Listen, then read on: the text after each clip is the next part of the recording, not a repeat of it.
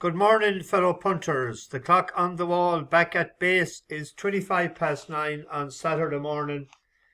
Kathleen is baring her teeth in a small way here, not as bad as other parts of the country, I might say. I didn't get a chance to look to see is there any update on any damage done or where she's at right now. Back with two for today. One over the jumps and one on the go. A lot of meetings called off. I had a few shortlisted last night, so I said I'd wait until this morning. And I didn't get up too early. I was ready to get up at 7:30. I said I'd have another 10 minutes. That turned into over an hour. Back at home for a few days, on the road again next Tuesday, I believe. Must check. Finished off yesterday.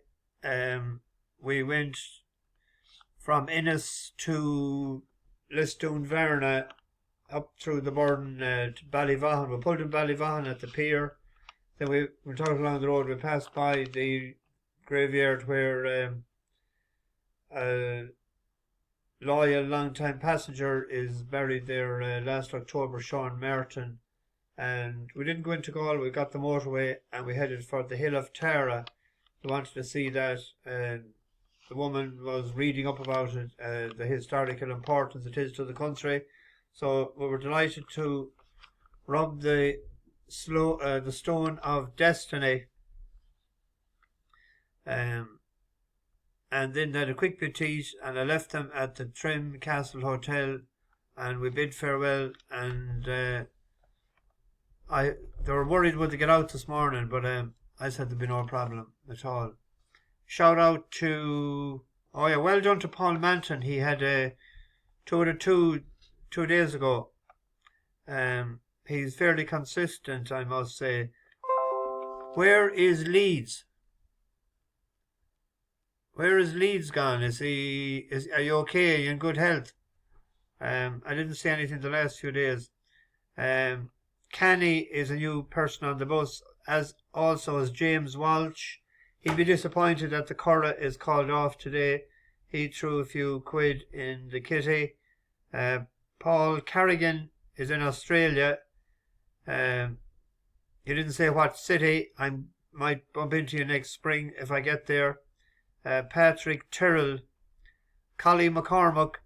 He was advising us that Sean's Bar is the oldest bar in Ireland. Yeah, I've been there a few times with people last year. I mentioned it as we were passing the exit to Athlone yesterday, but they're not drinkers, the crowd that was with yesterday. They're no drink at all. Zero. And they wouldn't even have 0-0. And that's about it. If I missed anyone, I'll try and get back to them again. We had one horse yesterday, the one that got away. It got away the time before. I heard Fran Berry saying in the lead up to the race yesterday evening that he thought it was the best bet of the day, but the form was let down by the horses that ran behind it before, and so it proved. It needs to step up in distance as well. We might leave it alone, but keep an eye on if it goes up to 10 furlongs. I'll get on to this and I'll get it into the oven. The 140 at Uttoxeter. I thought Hawkstone had a solid chance. It's a conditional jockey's race, and we have a good man in the irons there, Bradley Harris. 2 out of 5 the last 14 days, and the trainer is 2 out of 8. So they're both batting fairly consistent averages there. It's carrying 12 stone, but it's a big horse. And it's only learning yet.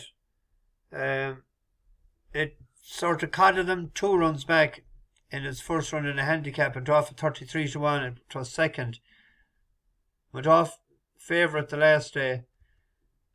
It is a fair old engine, but it just has to learn how to jump. It needs a fence, this book. But have a look at him here. He's in the black sleeves and the red cap.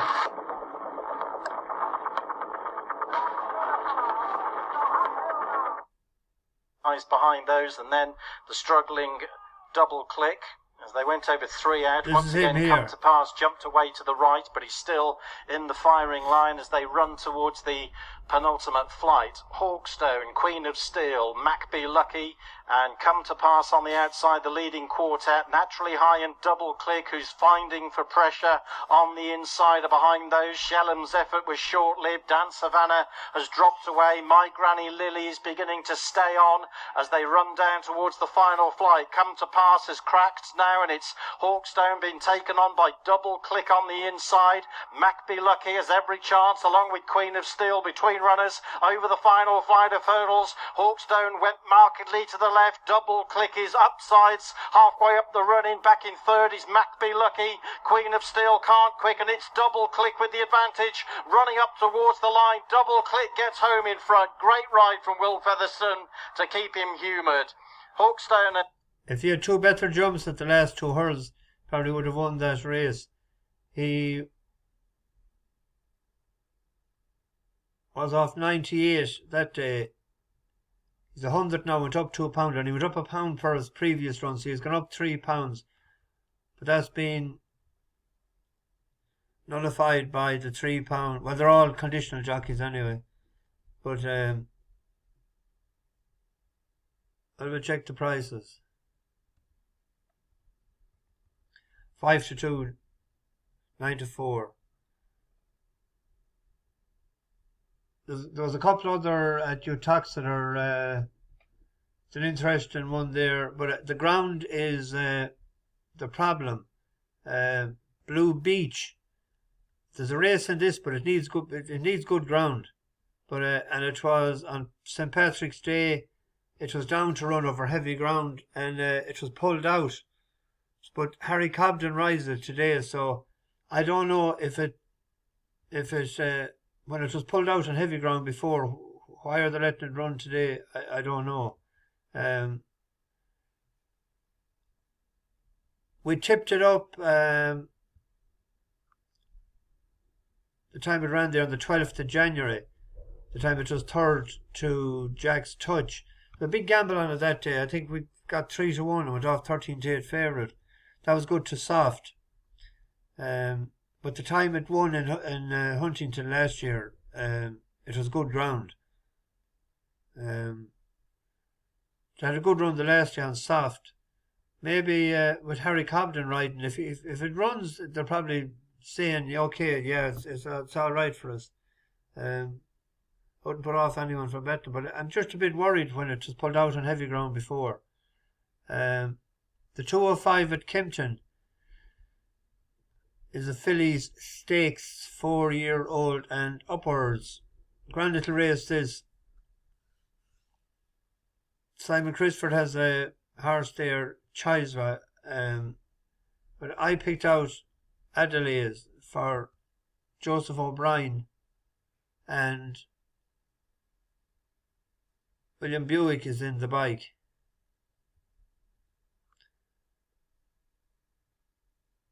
It used to be with Martin Mead, and it actually won in Kempton.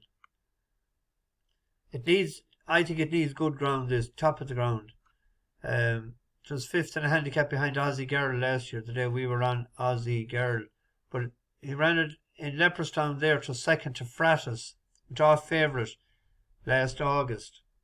Then it went over to France for a couple of listed races, and it ran decent enough, I thought, in this race in France. This was on soft ground, and if I'm right in saying that it needs better ground, you can say it ran a good race here. It finishes 5th, but it's only beaten a head and neck and a head out of 2nd.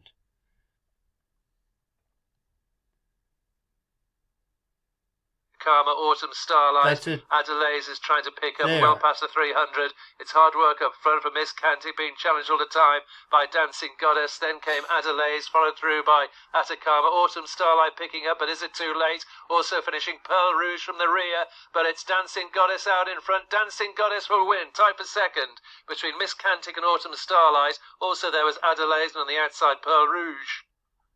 Like that Godolphin owned horse. Wouldn't be a length and a half, but then you could throw a blanket over the other 4 to cross the line.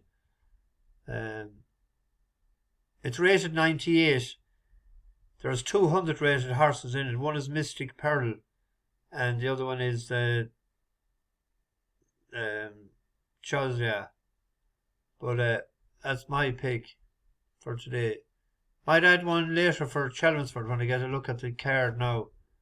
So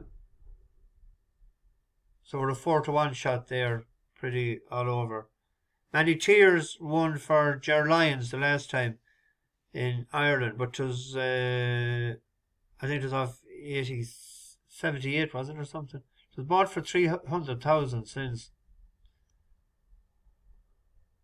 It's gone to James Ferguson. It's rated 95 now, 1 off 78, a listed race. The second race didn't have much to do, but I don't think it didn't have much to do with that to win that race. Anyway, I'll get this into the oven. This weather is playing absolute puck altogether with the meetings called off. I spent an hour last night looking at the Curragh and looking at some whatever meeting in England is called off. Anyway, bash the bookies over and out.